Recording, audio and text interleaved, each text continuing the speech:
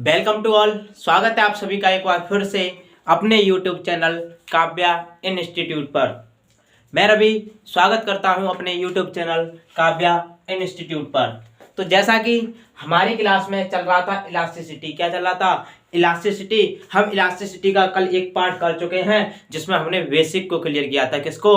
Basic को। आज हम इलास्टिसिटी का पार्ट नंबर 2 करने जा रहे हैं, बोले तो प्रत्यास्थता का पार्ट नंबर 2 करने जा रहे हैं। और टोटल लेक्चर की मैं बात करूं तो मेरा जो टोटल लेक्चर है वो लेक्चर नंबर है 51, बोलो तो 51। कितना है? 51वां लेक्चर है। और 51वें लेक्चर में हम इलास्टिसिटी का लेक्चर नंबर 2 कर रहे हैं। तो आज इलास्टिसिटी का लेक्चर नंबर 2 स्टार्ट करने से पहले जिसने चैनल को सब्सक्राइब नहीं किया है वो सब्सक्राइब कर ले, बेल आइकन प्रेस कर ले, जिससे आने वाले नोटिफिकेशन की जानकारी सबसे पहले प्राप्त हो। अगर क्लास के रिगार्डिंग किसी भी इंफॉर्मेशन, जानकारी या सूचना चाहिए तो एक हमारा टेलीग्राम चैनल है काव्या इंस्टीट्यूट के नाम से, उसे ज्वाइन करना ना भूलें।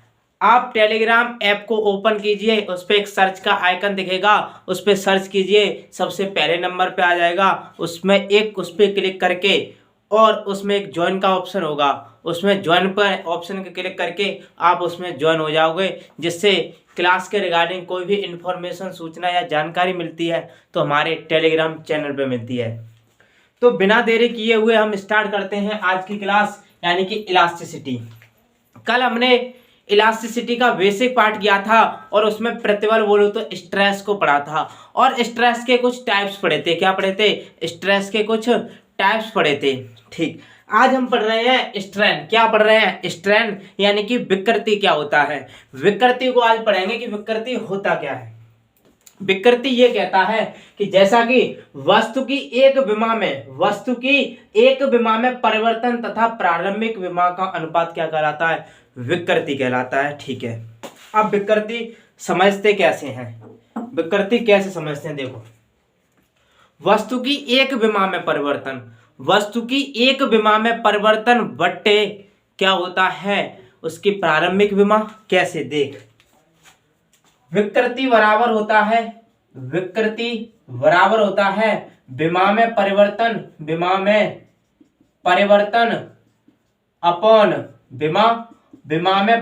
अपॉन विमा, या मैं इसको कह सकता हूं स्ट्रेन बराबर change in dimension upon dimension क्या कहलाएगा? स्ट्रेन कहलाएगा। क्लियर? कैसे समझेंगे? कैसे? मान ले ये कोई एक छड़ लटकी हुई है, छड़ नहीं मान एक रस्सी लटकी हुई है। क्या है? एक रस्सी लटकी है। ठीक है, जब ये रस्सी लटकी है तो मैंने इसकी लंबाई मान ली कि इसकी लंबाई कितनी है? एल है। कितनी है? लंबाई एल है। क्लियर? अब लंबाई एल है, जब मैंने इस पे कोई नीचे की ओर फोर्स लगाया तो नीचे की ओर फोर्स लगाने से इसकी लंबाई कुछ बढ़ गई, एल डैश। कितनी हो गई? L dash. यानी कि ये कोई रस्सी है, इसकी लंबाई कितनी है? एल। कितनी है? एल। अगर मैं इस पे नीचे की ओर फोर्स लगा दूं तो इसकी लंबाई हो जाएगी, इनकी लंबाई कुछ बढ़ जाएगी। जब लंबाई बढ़ जाएगी तो मैंने उसकी लंबाई मान ली कि लंबाई कितनी बढ़ गई? L dash. कितनी बढ़ गई? L dash. मुझे यहां पर निकालनी है स्ट्रेन। क्या निकालनी है? स्ट्रेन बोलो तो विकृति। स्ट्रेन बराबर क्या होता है? विमा में परिवर्तन, यानी कि पहले से उसमें परिवर्तन कितना हो गया, पहले से चेंज कितना हो गया, बोलो तो पहले से बदलाव कितना आ गया, उसमें पहले से बदलाव कितना आ गया। तो पहले इसकी लंबाई एल थी, लेकिन अब लंबाई कितनी हो गई? L dash. कितनी हो गई? L dash. तो जो बदली है उसमें से पहले वाले को माइनस करूंगा तभी तो बदली हुई निकलेगी। तो एल डैश में से क्या माइनस करूंगा? एल। क्या करूंगा? एल डैश माइनस के एल अपॉन टोटल, यानी कि अपॉन क्या आएगा? जो उसकी प्रारंभिक लंबाई थी, जो उसकी क्या थी, पहले जो लंबाई थी वही तो आएगी। तो पहले लंबाई इसकी क्या थी? एल। ये हो गई तुम्हारी स्ट्रेन। बोलो तो विकृति ये कहती है कि change in dimension upon dimension, यानी कि विमा में परिवर्तन बट्टे विमा, यानी कि किसी एक वस्तु का विमा में परिवर्तन और उसकी प्रारंभिक विमा का अनुपात क्या कहलाता है? विकृति कहलाता है, स्ट्रेन कहलाता है। अब देखो यहाँ पे स्ट्रेन कितना निकला, यानी कि इसकी पहले लंबाई एल थी, एल से बदल के कितनी हो गई? जब मैंने फोर्स लगाया नीचे की ओर तो इसकी लंबाई कुछ बढ़ गई, मैंने मान लिया कि एल डैश बढ़ गई। अब मैं विमा में परिवर्तन निकालना है तो एल डैश माइनस एल, यानी कि जितनी बढ़ गई है उसमें से पहली वाले को घटा दूंगा तो मेरी बढ़ी हुई मालूम पड़ जाएगी कि कितनी बढ़ी है।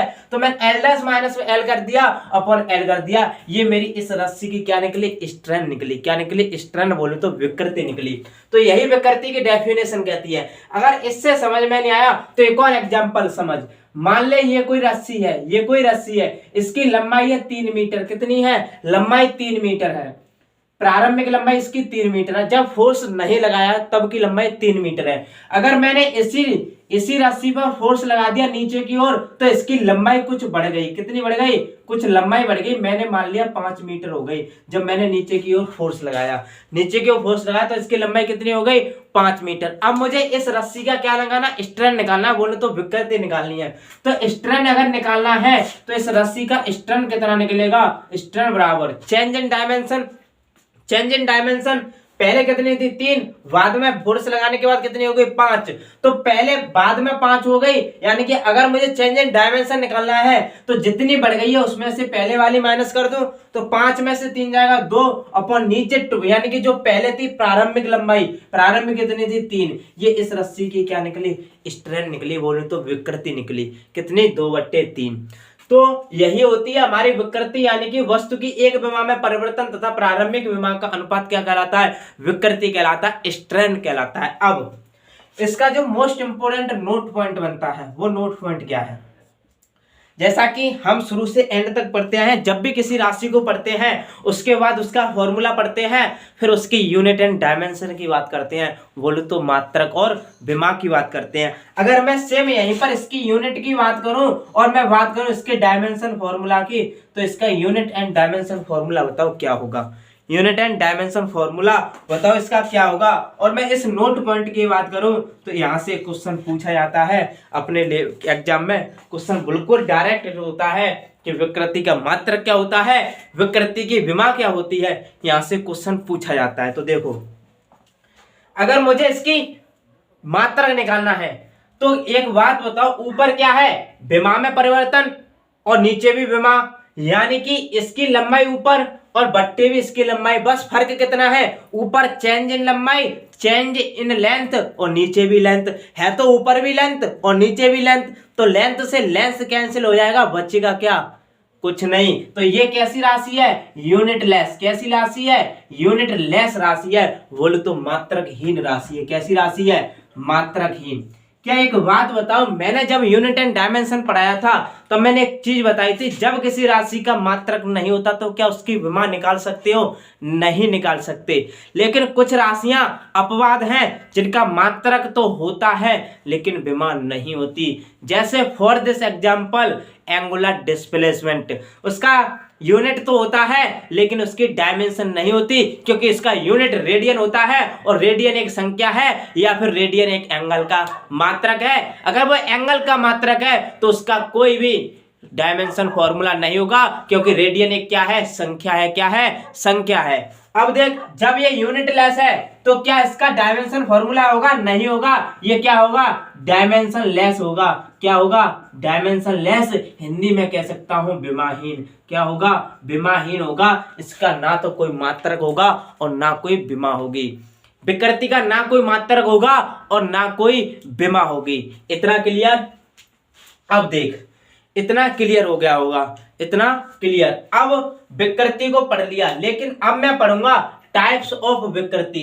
जो मेरी विकृति होती है वो कितने प्रकार की होती है, कितने प्रकार की होती है। तो नंबर 1, पहली जो विकृति होती है, मैंने इस स्लाइड को इरेज करना चाहूंगा, उसके बाद आपको टाइप्स ऑफ विकृति बताता हूं। इतना क्लियर हो गया होगा, इरेज करने जा रहा हूं। अब मैं आपको पढ़ाऊंगा टाइप्स ऑफ विकृति। क्या पढ़ाऊंगा, टाइप्स ऑफ विकृति पढ़ाऊंगा कि क्या होती है विकृति और कितने प्रकार की होती है। पता चल गया विकृति क्या होती है, लेकिन अब पढ़ेंगे कि विकृति होती कितने प्रकार की है, होती कितने प्रकार की है। तो नंबर 1 देख, जो मेरी विकृति है वो 3 प्रकार की होती है। कितने प्रकार की, 3 प्रकार की। जैसे मोस्टली हमने अभी प्रतिबल पढ़े थे पिछली क्लास में, वो भी 3 प्रकार के पढ़े थे। पहला अनुदैर्ध्य प्रतिबल या रेखीय प्रतिबल, दूसरा हमने पढ़ा था आयतन प्रतिबल, और तीसरा पढ़ा था स्पर्श रेखीय प्रतिबल। स्पर्श रेखीय प्रतिबल। तो मैं यहां पर भी पहला पढ़ूंगा अनुदैर्ध्य विकृति। क्या पढ़ूंगा, अनुदैर्ध्य विकृति। मैं अनुदैर्ध्य विकृति को एक और नाम से जान सकता हूं, रेखीय विकृति। क्या? रेखीय विकृति। रेखीय विकृति को अगर मैं इंग्लिश की बात करूं तो इसे कहते हैं लीनियर स्ट्रेन। क्लियर? पहला अनुदैर्ध्य विकृति लॉन्गिट्यूडिनल स्ट्रेंट या फिर रेखीय विकृति जिसको हम कहते हैं लीनियर स्ट्रेंट। अब दूसरा मेरा पॉइंट है आयतन विकृति। क्या है? आयतन विकृति। आयतन को कहते हैं वॉल्यूम। क्या कहते हैं? वॉल्यूम। और विकृति को कहते हैं strain, volume strain. Clear? Number तीसरा है मेरा, उसको मैं पढ़ूंगा स्पर्श रेखीय विकृति। क्या पढ़ूंगा? स्पर्श रेखीय विकृति। क्लियर? नंबर 3 स्पर्श रेखीय विकृति। तो इतना पता चलेगा कि हमारी जो स्ट्रैंड होती है वो कितने प्रकार की होती है? 3 प्रकार की। पहला अनुदैर्ध्य विकृति जिसको हम एक नाम से और जान सकते हैं, वो क्या होता है? रेखीय विकृति, लीनियर स्ट्रैंड। दूसरा मेरा क्या है? आयतन विकृति, वॉल्यूम स्ट्रैंड। और तीसरा है मेरा स्पर्श रेखीय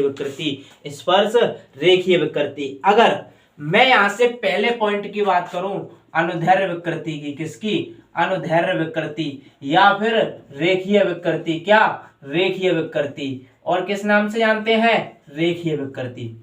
जब मैं यहां पर पहले पॉइंट की बात करूंगा, पहला क्वेश्चन, अनुदैर्ध्य विकृति होती क्या है?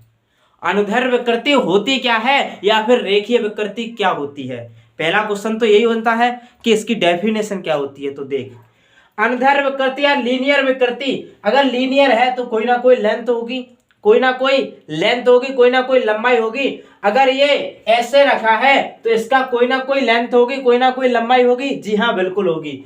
मान ले एक मैंने छड़ ऐसी मान ली, इसकी लंबाई है L, लेकिन मुझे निकालनी है स्ट्रैंड, मुझे विकृति निकालनी है। मैं बात करूं तो मुझे अनुदैर्ध्य विकृति निकालनी है। क्या निकालनी है? अनुदैर्ध्य विकृति। जब मैं विकृति निकालूंगा, स्ट्रैंड निकालूंगा, तो स्ट्रैंड कहती है उसकी लंबाई में परिवर्तन, लंबाई में चेंज बट्टे विमा, लंबाई में चेंज बट्टे लंबाई, यानी कि उसकी लंबाई में बदला कितना हुआ और उसकी प्रारंभिक लंबाई कितनी थी। तो मैं यहां से पूछूं इसकी प्रारंभिक लंबाई कितनी है? प्रारंभिक लंबाई तो L है, लेकिन मैंने इस पे फोर्स लगाया तो इसकी लंबाई कुछ बढ़ गई। मैंने मान ली कि वो कितनी बढ़ गई? Del L। कितनी बढ़ गई? Del L।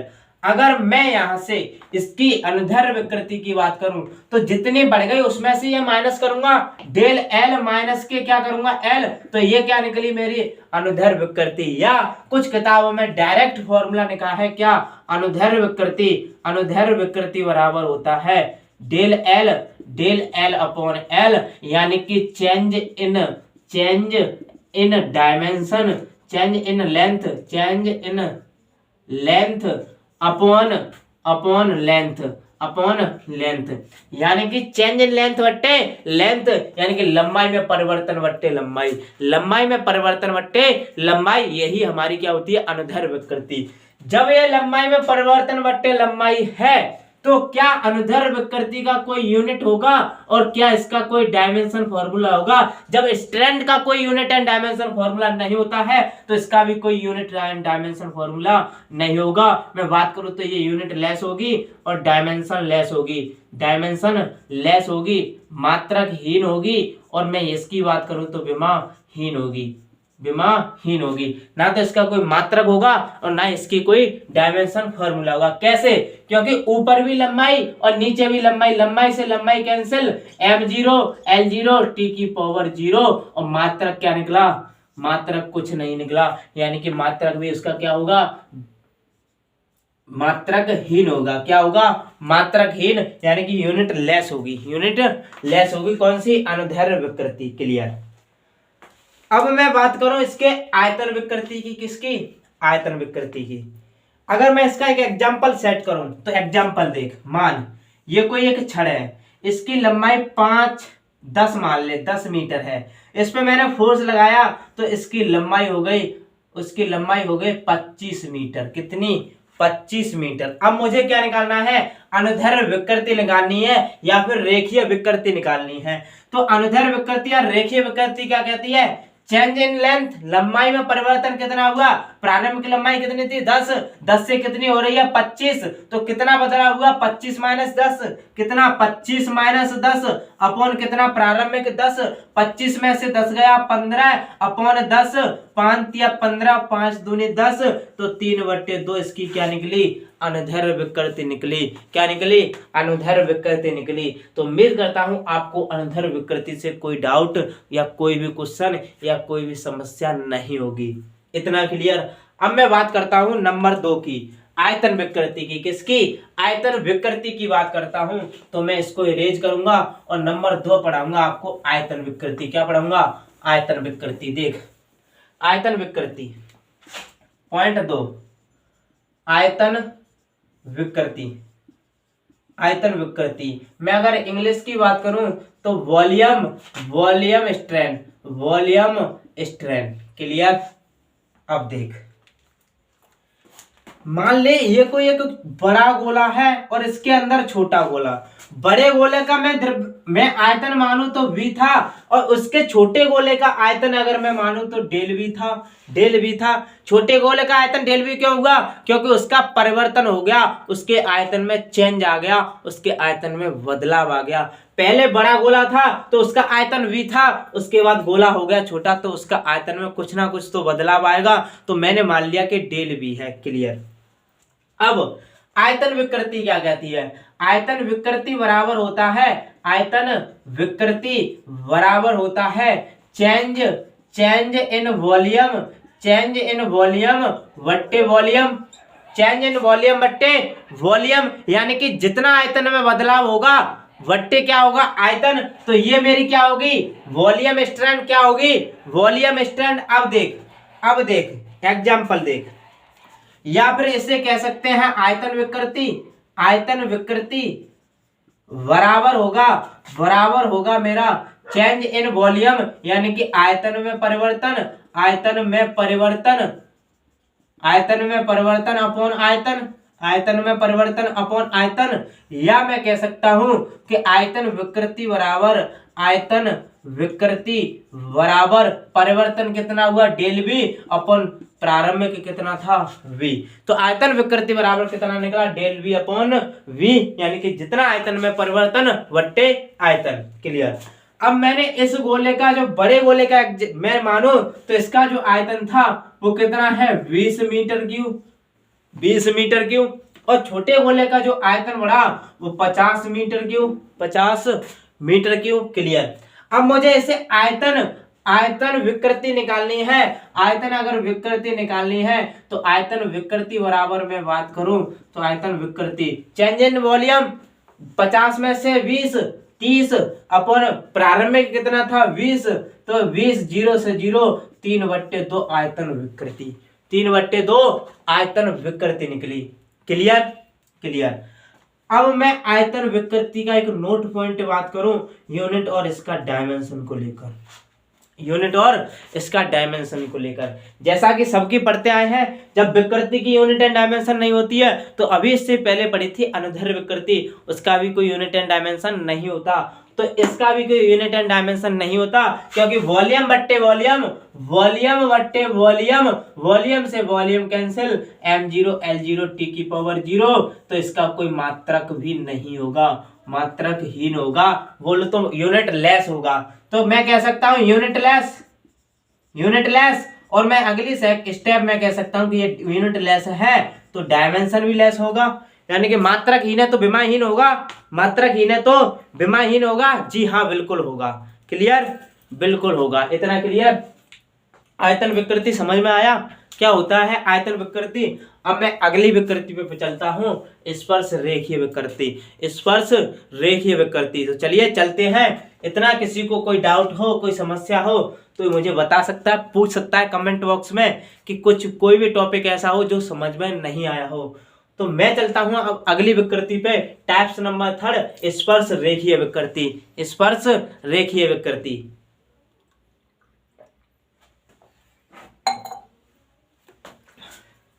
अब देखो type number 3, type number 3, type number में 3 की बात करूं तो स्पर्श रेखीय विकृति, स्पर्श रेखीय विकृति। अब स्पर्श रेखीय विकृति क्या होती है? स्पर्श रेखीय विकृति क्या होती है? देख ले स्पर्श रेखीय विकृति को। ये कोई घन है, ये कोई घन है, क्या है? घन है। जब ये घन है, ठीक है, इतना क्लियर। अब मान मैंने इस पे आगे की ओर एक फोर्स लगाया, क्या लगाया? आगे की ओर फोर्स लगाया। या मान ले मैंने कल एक बॉक्स का एग्जांपल लिया था, किसका? बॉक्स का। कुछ दिख भी तो नहीं। बॉक्स का एग्जांपल मान ले कि मैंने यही है, क्या है? यही है। देख ये मेरा कोई बॉक्स है, क्या है? बॉक्स। जब ये बॉक्स है तो मैं इस पे अगर विरूपक बल लगाऊं, एक फोर्स लगाऊं, बाहर से कोई एक्सटर्नल फोर्स लगाऊंगा, जब मैं इस पे कोई एक्सटर्नल फोर्स लगाऊंगा तो ये क्या होगा? एक्सटर्नल फोर्स लगा दिया, इसके किस में परिवर्तन आएगा? शेप एंड साइज में। शेप एंड साइज में परिवर्तन आ गया। जी हाँ, बिल्कुल परिवर्तन आ गया। किसमें? शेप एंड साइज बोलो तो आकार और आकृति में परिवर्तन आ गया। तो समझ कैसे?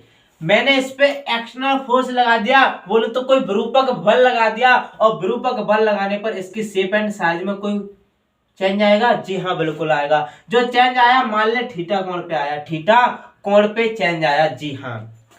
अब स्पर्श रेखीय विकृति होती क्या है? आयतन में परिवर्तन किए बिना, आयतन में परिवर्तन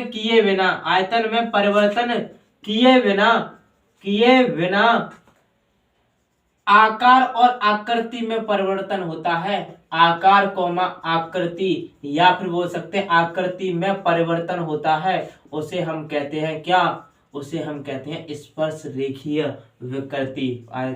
आकृति में परिवर्तन होता है, यानी कि एक इस प्रकार की विकृति जिसके आयतन ना बदले, लेकिन आयतन बदले बिना उसका क्या बदल जाए? शेप एंड साइज बोलो तो आकृति बदल जाए, यानी कि आकार और आकृति बदल जाए। जब इसकी मान ले मैंने ये बॉक्स था, मैंने बाहर से एक्सटर्नल फोर्स लगा दिया, क्या इसके आयतन में कमी आएगी? नहीं, आयतन में कमी नहीं आएगी। कमी किस में आएगी? इसका थोपड़ा बदल जाएगा, बोलो तो आकार और आकृति में कमी हो जाएगी। आकार और आकृति में कमी हो जाएगी, बदलाव हो जाएगा। तो परिवर्तन किस में आएगा? आकृति में। परिवर्तन किस में नहीं आएगा? आयतन में।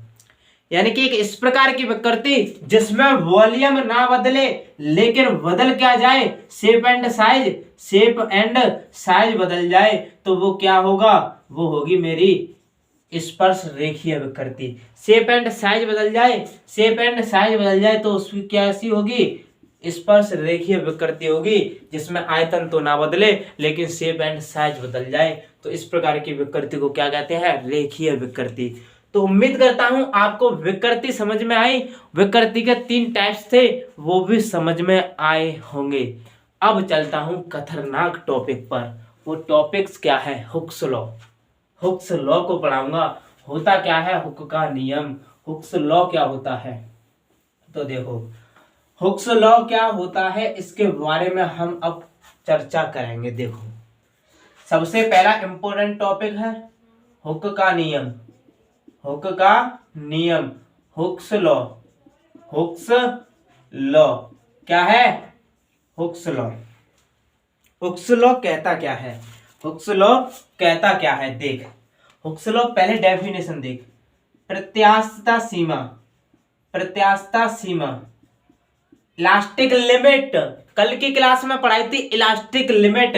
प्रत्यास्थता सीमा में प्रतिबल स्ट्रेस कल की क्लास में पढ़ाया था। उत्पन्न विकृति बोलो तो स्ट्रेन, अभी पढ़ा के आया हूं। स्ट्रेन और स्ट्रेन के प्रकार, टाइप्स ऑफ स्ट्रेन। प्रत्यास्थ सीमा में प्रतिबल उत्पन्न विकृति के अनुक्रमानुपाती होता है। उसे हम कहते हैं हुक्स लॉ। क्या कहते हैं? हुक्स लॉ कहते हैं। क्लियर? अब समझ।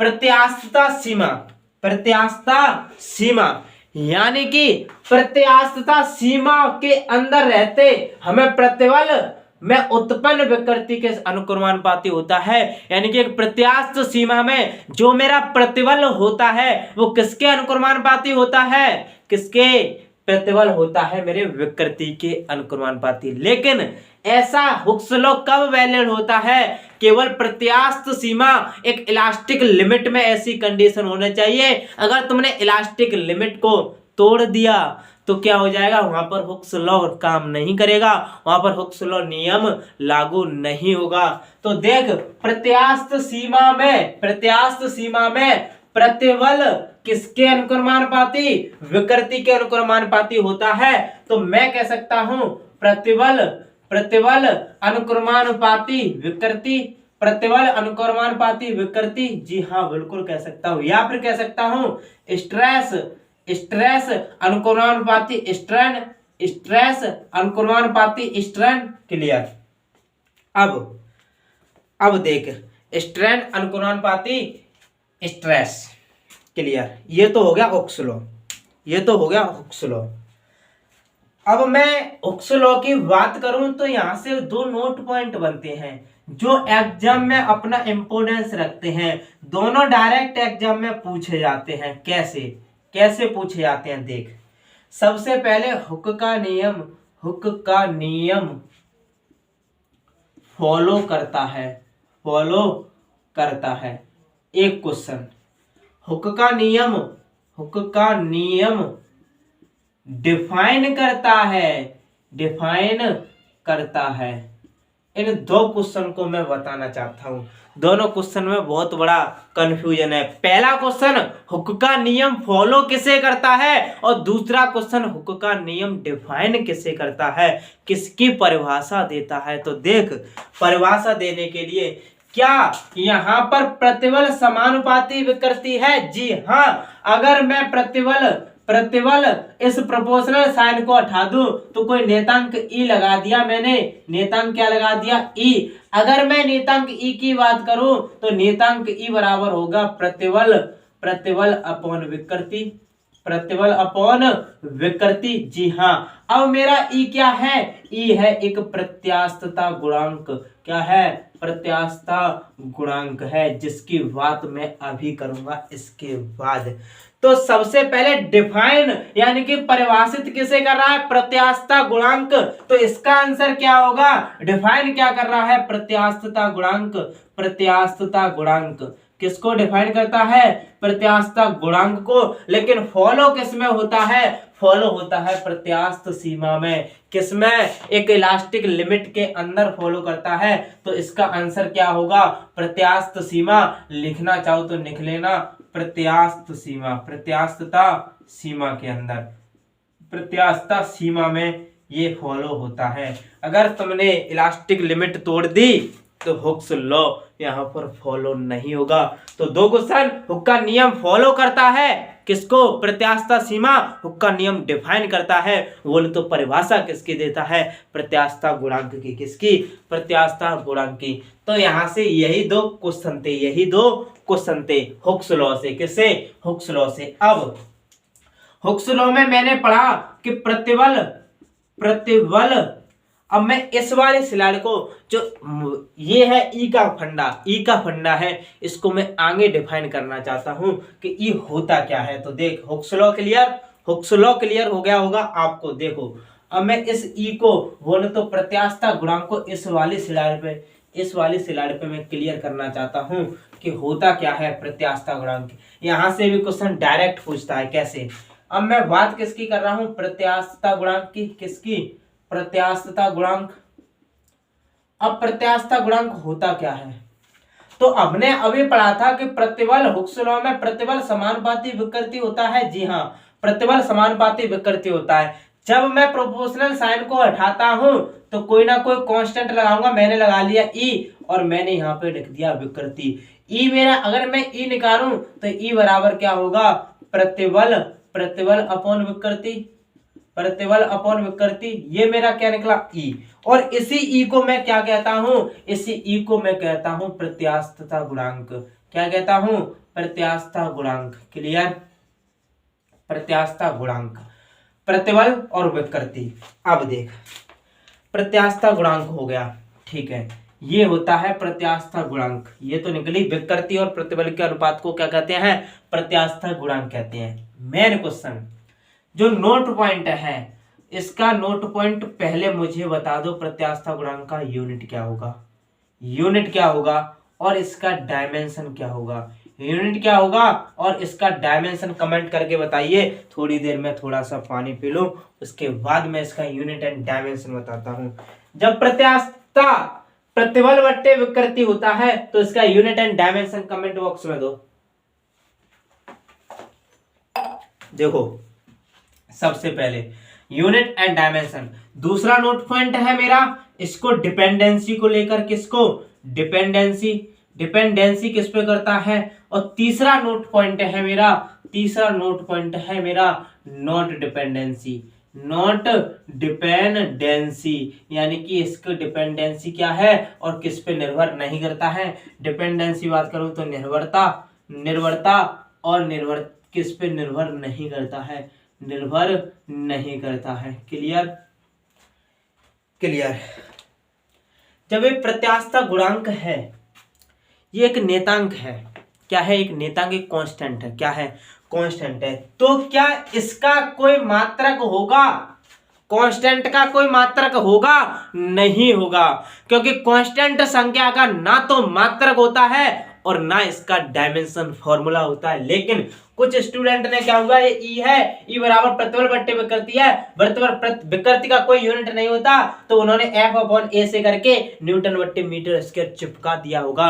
लेकिन मेरे लाल ये गलत है, क्या है, गलत है, क्योंकि कांस्टेंट राशि का कोई मात्रक नहीं होता। जब उसका मात्रक नहीं होता तो उसका कोई डायमेंशन फॉर्मूला भी नहीं होगा। तो ये कैसी राशि है, यूनिट लेस राशि है। कैसी राशि, यूनिट लेस तो डायमेंशन लेस, यूनिट लेस तो डायमेंशन लेस। ये एक क्या है, एक नेतांक है, कांस्टेंट है, गुणांक है, इसका कोई भी यूनिट नहीं होगा और इसका कोई भी डायमेंशन फॉर्मूला नहीं होगा। क्लियर।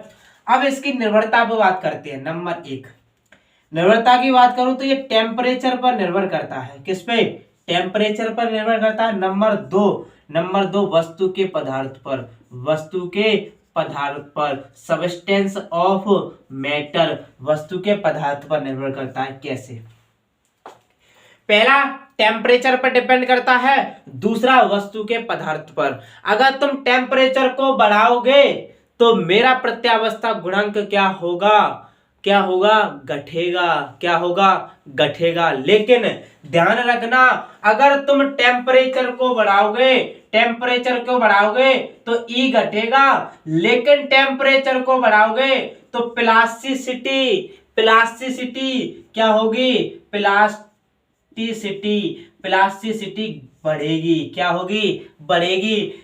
ये दोनों क्वेश्चन अपने माइंड में नोट कर लेना, क्योंकि टेम्परेचर को बढ़ाता हूं, टेम्परेचर को बढ़ाता हूं तो हमारा प्रत्यावस्था गुणांक ई घटता है, क्या होता है, घटता है। लेकिन टेम्परेचर बढ़ाने पर प्लास्टिसिटी, प्लास्टिकता, या फिर दूसरा नाम होता है इसका सुघट्यता, क्या होता है, सुघट्यता, वो मेरी क्या होती है, बढ़ती है, यानी कि सुघट्यता क्या होती है, सुघट्यता मेरी क्या होती है, बढ़ती है टेम्परेचर बढ़ाने पर। क्लियर। दूसरा वस्तु के पदार्थ पर भी ये डिपेंड करता है। अब तुम कह रहे होंगे सर ये तो प्रतिबल पर भी डिपेंड करता है और विकृति पे डिपेंड करता है, क्योंकि ई बराबर प्रतिबल बट्टे विकृति होता है। लेकिन नहीं, ये प्रतिबल पर डिपेंड नहीं करता है, प्रतिबल पर डिपेंड नहीं करता है और विकृति पे भी डिपेंड नहीं करता है। ये प्रतिबल पे डिपेंड नहीं करता है और विकृति पे डिपेंड नहीं करता है। तुमने सोचा होगा कि ई बराबर प्रतिबल बट्टे विकृति होता है, तो ये प्रतिबल पे भी डिपेंड करेगा और विकृति पे भी डिपेंड करेगा। लेकिन नहीं, ये प्रतिबल पर डिपेंड नहीं करेगा और विकृति पे भी डिपेंड नहीं करता। लेकिन डिपेंड करता किस पे है, टेम्परेचर पर और वस्तु के पदार्थ पर, यानी कि सबस्टेंस ऑफ मैटर पर, वस्तु के पदार्थ पर डिपेंड करता है और डिपेंड किस पे करता है, प्रतिबल पे। तो ये इसके क्या थे, इंपोर्टेंट फैक्ट थे, क्या थे, इंपोर्टेंट फैक्ट थे। तो इतना क्लियर हो गया होगा। अब मैं आपको कुछ बेसिक इंफॉर्मेशन बताऊं कि ये जो क्वेश्चन है ये एग्जाम में पूछे हुए क्वेश्चन है, ये भी, और इसकी डिपेंडेंसी को लेकर तो 2-3 बार 2-3 शिफ्ट में पूछा जाता है। ये भी, इसकी नॉट डिपेंडेंसी भी एग्जाम में पूछी गई है। तो ये तीनों क्वेश्चन एक बार स्लाइड पे बैक करके वीडियो को पॉज करके आप इस तीनों क्वेश्चन को क्लियर कीजिए, क्योंकि ये तीनों क्वेश्चन एग्जाम में पूछे जाते हैं। उसके बाद अगर मैं टाइप्स ऑफ प्रत्यावस्था गुणांक करूं तो ये भी 3 प्रकार का होता है। यंग प्रत्यास्थता गुणांक, यंग प्रत्यास्थता गुणांक, और मैं बात करूं दूसरे की तो आयतन प्रत्यास्थता गुणांक, आयतन प्रत्यास्थता गुणांक, और मैं तीसरे की बात करूं तो तीसरा है मेरा दृढ़ता गुणांक। क्या है? दृढ़ता गुणांक। दृढ़ता गुणांक, यंग प्रत्यास्थता गुणांक को y से डिनोट करते हैं, आयतन प्रत्यास्थता गुणांक को k से, कहीं कहीं किताब में v से लिखा है, और इसको किससे करते हैं? दृढ़ता गुणांक को किससे करते हैं? कोई बता सकता है दृढ़ता गुणांक को किससे डिनोट करते हैं? दृढ़ता गुणांक को किससे डिनोट करते हैं, इसको बता दो मुझे। यंग प्रत्यावस्था गुणांक को y से, आयतन प्रत्यावस्था गुणांक k से, या फिर किस किताबों में v से, और इसे किससे? एक लंबी टांग वाला ईटा यानी कि ईटा से प्रदर्शित करते हैं दृढ़ता गुणांक को। किससे? ईटा से। पहला y और दूसरा बीटा या v या k और तीसरा ईटा। हम टाइप्स ऑफ प्रत्यावस्था गुणांक को कल की क्लास में डिफाइन करेंगे। आज मैंने आपको विकृति स्ट्रेंथ पढ़ाई, स्ट्रेंथ के टाइप्स पढ़ाए, और मैंने पढ़ाया हुक्स लॉ। हुक्स लॉ में से मैंने प्रत्यावस्था गुणांक को क्लियर किया, लेकिन टाइप्स ऑफ प्रत्यावस्था गुणांक कल क्लियर करूंगा। आज की क्लास इतने ही, तब तक के लिए जय हिंद, जय भारत।